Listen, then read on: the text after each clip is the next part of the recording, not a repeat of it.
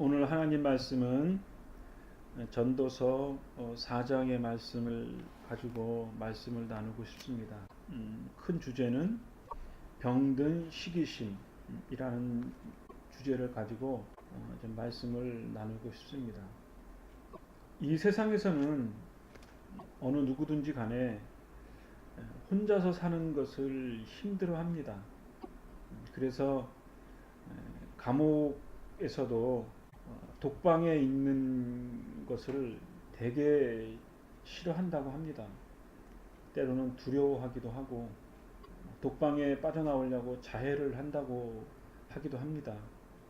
그만큼 이 세상에서의 삶은 혼자서 사는 것이 힘들다.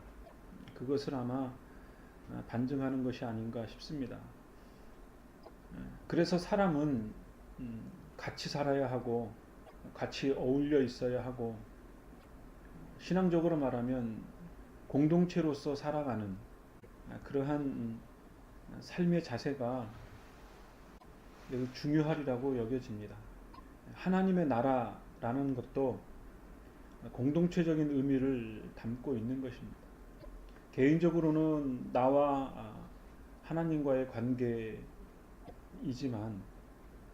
하나님 안에 있는 모든 지체들이 하나의 공감대, 공동체를 이룰 수 있는 것, 서로 교통하는 것, 영적인 일체감을 이루는 것, 그러한 것들이 중요하리라고 여겨지고 그러한 것들이 내포되어 있다고 여겨집니다. 사람이 혼자 있으면 고독이라는 것을 느낍니다.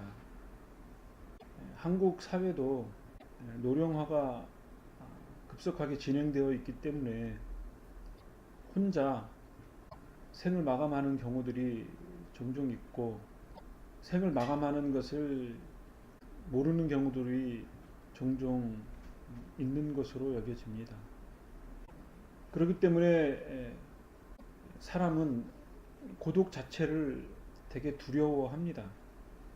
사람이 죽을 때에도 혼자 죽지만 자기가 죽어서 조상한테 간다든지 동양적으로는 그렇고 또 하나님 나라에 간다든지 이렇게 뭔가 소속되어지고 그 일체감을 이루려고 하는 인간이 가지고 있는 본성이 있는 거죠. 고독이 심하면 자살에 이르는 병이 되기도 합니다. 키에르케고르라는 철학자이기도 하고 신학자이기도 했던 그가 절망을 말하면서 죽음에 이르는 병 이렇게 말했다고 합니다. 물론 그것은 그 개인이 경험한 좀 어떻게 보면 극단적인 것일 수도 있지만 이러한 죽음에 이르는 절망이 가만히 살펴보면 이 세상을 살아가는 모든 사람들에게 있는 거죠. 인간의 실존적인 공허함, 고단함에 대한 공허함, 또는 사람들과의 관계에서 받는 상처, 그런 것들을 통해서 사람이 절망하게 되고 그것이 죽음에 이르는 병이 될 수 있다는 거죠. 텔레비에 보면 나는 자연인이다 라는 프로그램이 있습니다.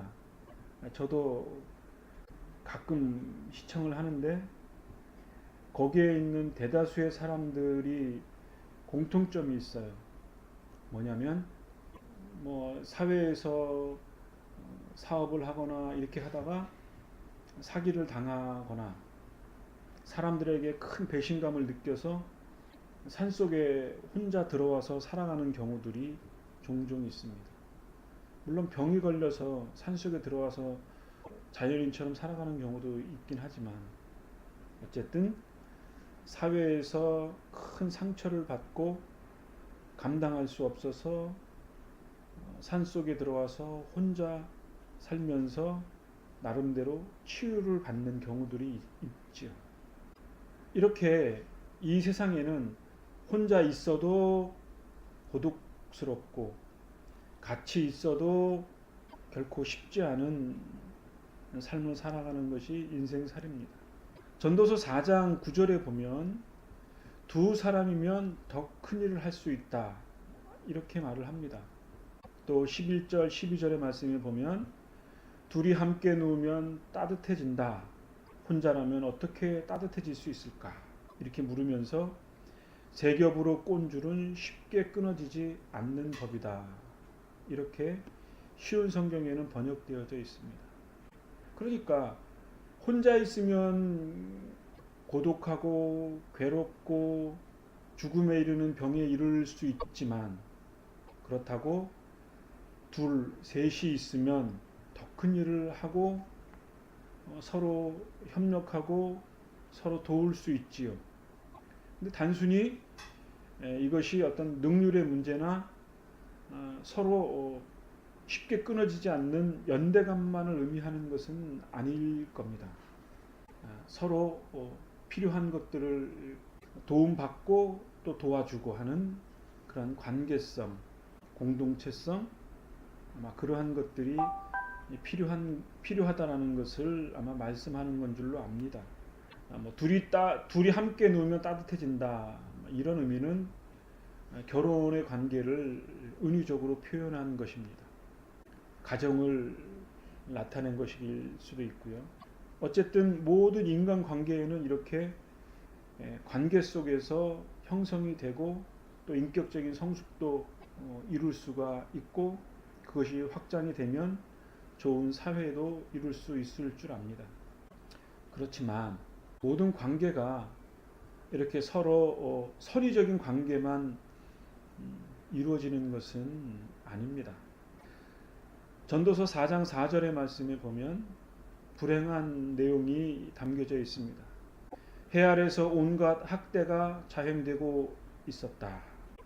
학대하는 자들에게는 권세가 있으니 학대당하는 자들의 눈물을 위로하는 사람이 없다고 한탄하고 있습니다.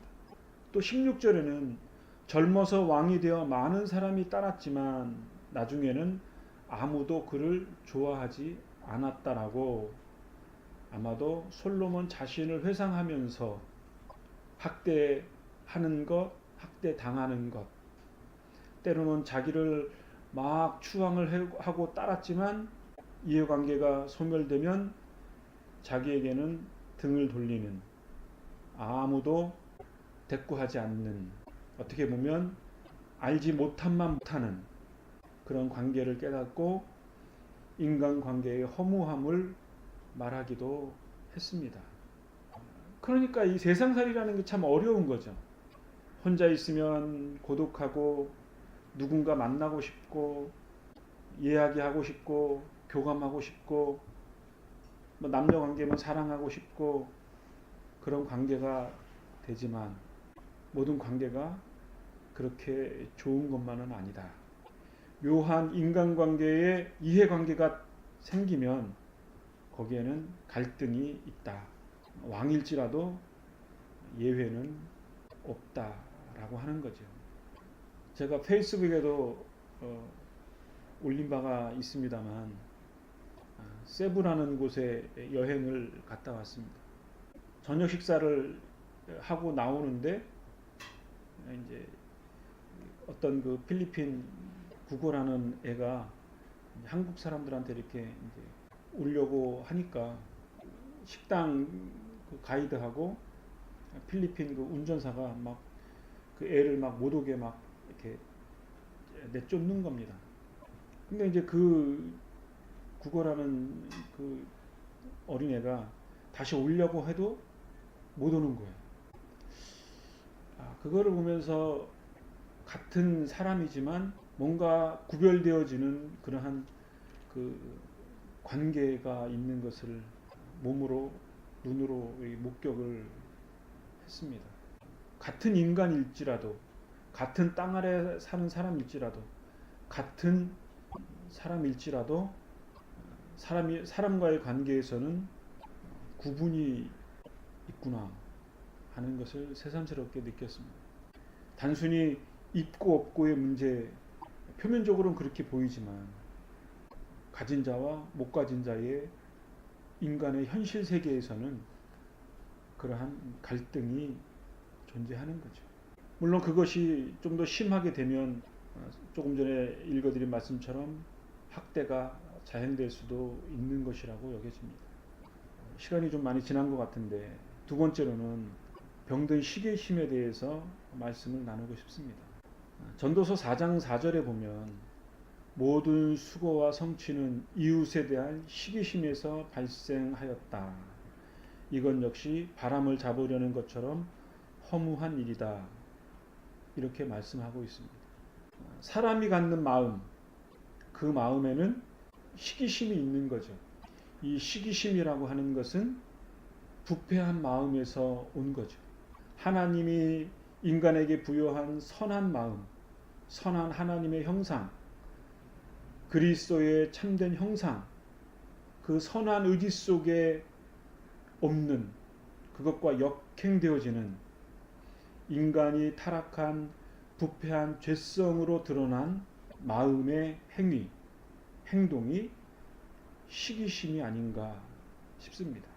모든 사람들이 열심히 노력해서 수고하고 성취를 이룹니다. 그러면 우리는 그 노력에 대해서 당신은 훌륭합니다. 당신이 이렇게 열심히 노력해서 좋은 성과를 냈습니다. 축하합니다. 이렇게 격려를 하고 같이 기뻐해야 함에도 불구하고 사람이라고 하는 것은 그렇지 못하다라는 거죠. 이웃이 잘 나가고 성취를 해서 좋은 열매를 얻으면 사람은 자기 자신을 보면서 시기심을 갖는 거예요. 시기심이 뭔지 사전적 의미를 찾아보니 질투는 수준 낮은 사랑이다. 이렇게 표현하고 자기 것을 남이 뺏어간다고 생각할 때 느끼는 감정이다. 여기에는 어느 정도 긍정적일 수도 있다. 이렇게 설명을 하고 있고, 또 시기심은 자신보다 나은 사람을 파괴하며 그렇기 때문에 긍정적인 요소가 없답니다.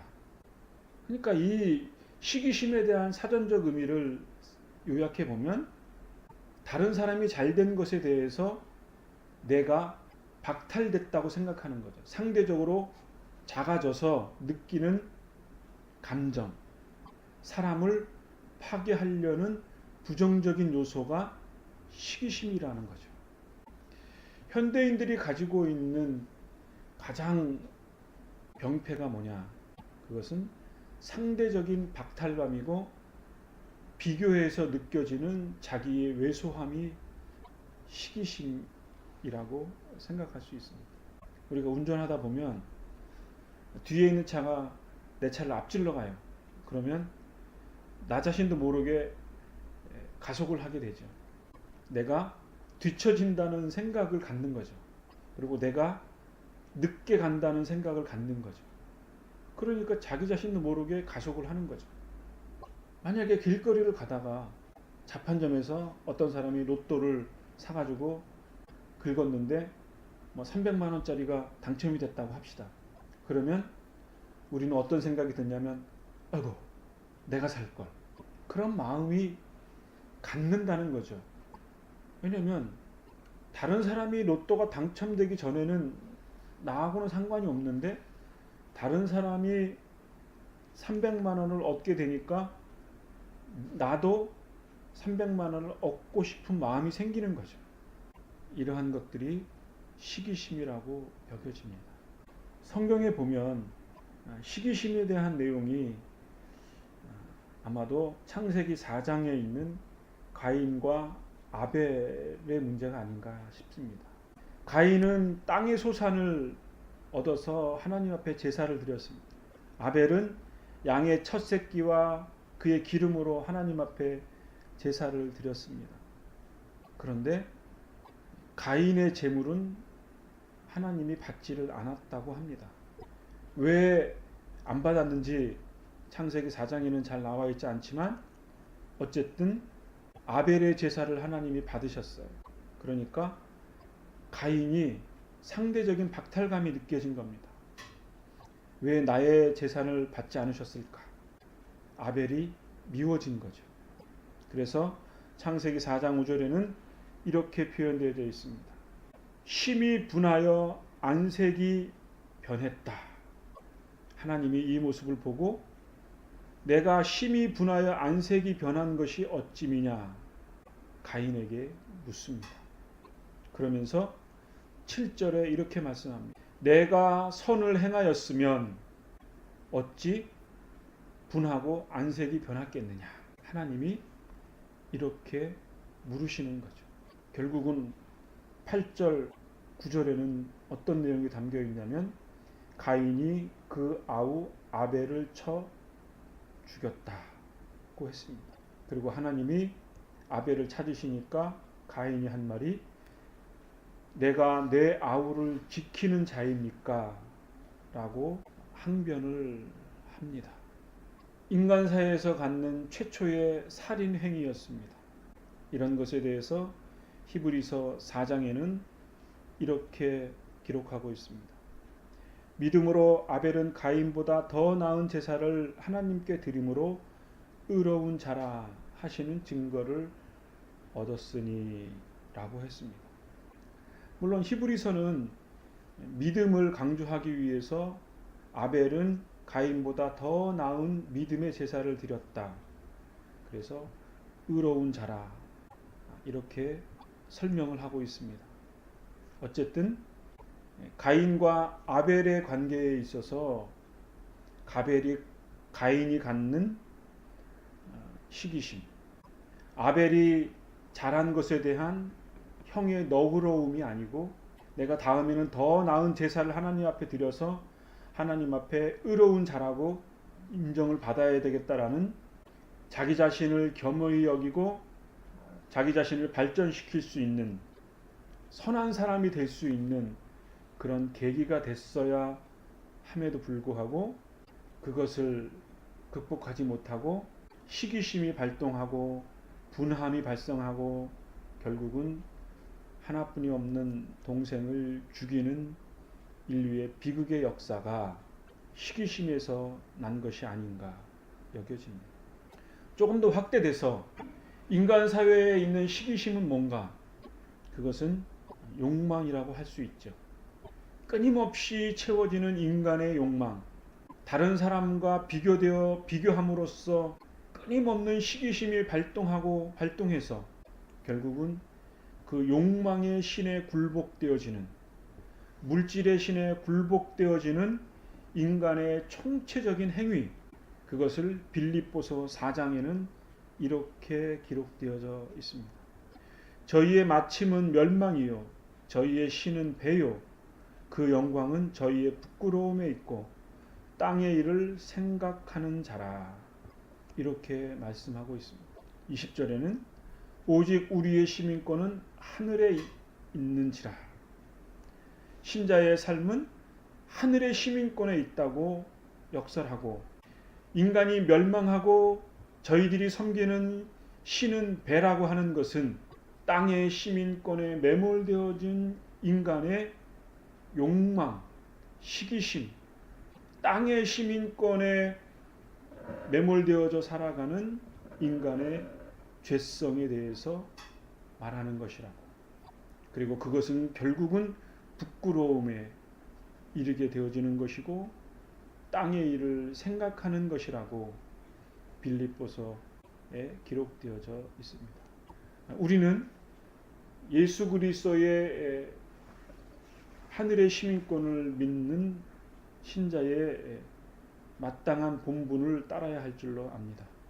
이 땅에 보여지는 상대적이고 비교되어지는 시기심을 떨쳐버리고 마치 그리스도께서 우리를 위해서 친히 이 땅에 오시고 고난받으시고 핍박받으시고 죽음에서 다시 살아나신 자기 자신을 의로운 제물로 내어드림으로써 하나님의 의로움을 이루셨던 것처럼 우리 그리스도를 믿는 우리들은 그러한 삶의 자세를 갖고 하나님의 의로움을 위해서 우리의 자신들을 헌신하는 그러한 삶의 자세가 우리에게 필요하다고 여겨집니다.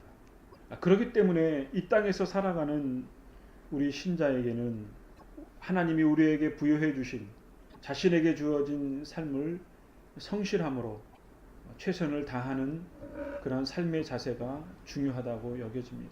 타인과 비교하면서 자신의 부족함을 채우는 것이 매우 중요하다고 여겨집니다. 때론 자신의 나태함을 채찍질하고 긍정적인 발전을 이루어야 하겠습니다. 우리나라의 속담에 사촌이 밭을 사면 배가 아프다는 말이 있는데 이러한 비교 의식하는 자세가 열등감이 되죠. 그러나 우리들은 이 열등감을 넘어서 시기심을 낳고 증오하는 것이 아니라 그 증오심에 빠져서 불행한 삶을 자초하는 그런 어리석음을 떨쳐버리고 너그럽게 그 수고한 것에 대해서 축복해주는 남의 성공을 밑거름 삼아서 자기 자신의 부족함을 채우고 긍정적인 발전을 이룰 수 있는 것, 그것이 우리 자신을 성장시키지 않겠습니까? 남이 잘된 것을 통해서 그도 그의 긍정적인 면을 깨닫고 또 나 자신의 부족함을 깨닫고 그래서 다른 사람과 나 자신이 같이 성장할 수 있는, 같이 행복할 수 있는, 경쟁 상대가 아닌 같이 상승작용을 이룰 수 있는 그러한 공통분모가 필요하다고 여겨집니다. 좀 전에 읽어드린 말씀처럼 둘이 함께 누우면 따뜻해진다고 했습니다. 혼자 있으면 쓸쓸하죠. 세 겹으로 꼰 줄은 쉽게 끊어지지 않는다고 했습니다. 다른 사람과의 관계에 있어서, 우리의 가족 관계에 있어서 서로 끈끈한 관계를 통해서 서로 발전할 수 있는 그러한 삶의 자세가 우리에게 필요하다고 여겨집니다. 이러한 것들이 우리의 가정과 또 믿음의 공동체 가운데 온전함으로 이루어질 때 하나님이 우리를 더 큰 은혜의 바다로 인도해 주실 것이라는 믿음을 갖습니다. 우리들은 그리스도 안에서 한 형제이고 그리스도 안에서 한 자매이고 하늘의 시민권을 갖고 그 시민권을 바라보면서 하나님의 나라를 일구어 나가는 우리의 모든 지체들이기 때문입니다. 서로 경쟁하는 관계가 아니라 그리스도와 함께 그리스도를 통해서 믿음의 공동체의 연합을 이루는 모든 지체들입니다. 그들을 통해서 나의 성장을 이루고 성숙을 이루는 것. 그래서 그것이 은혜스럽고 하나님의 영광이 드러나는 그러한 삶의 모습이 우리의 삶 속에, 우리 공동체의 삶 속에 드러날 때 이 모습이 얼마나 영광스럽겠습니까?